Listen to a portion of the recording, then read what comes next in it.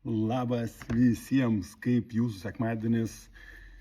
Šiandien sekmadienis geriausia savaitės diena, todėl kad vėl planuojasi, kas čia pas mumis vyksta artimiausius 3 mėnesius.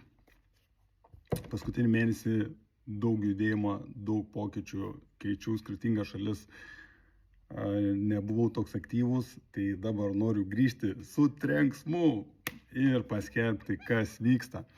Tai pirmas dalykas, kovo 26 dieną bus renginys. Susirenka kripto entuziastai Vilniuje ketvirtadienį vakare ir kalbėsim apie 2 pagrindinės temas.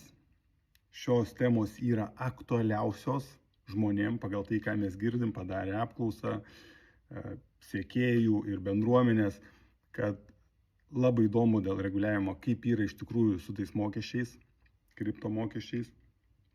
Ir žinoma, skaitmeninių piniginių privatumas ir saugumas.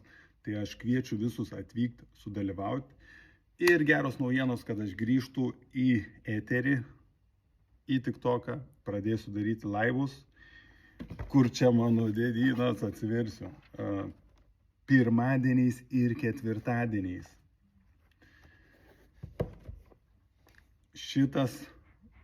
Šie laivai tęsis iki pat vasaros. Vasara vėl tikriausiai bus pokyčių, o dabar iki vasaros turiu keletą savaičių duoti jum kiek įmanoma daugiau naudos. Tai stebėkit, laukit transliacijų ir iki greito.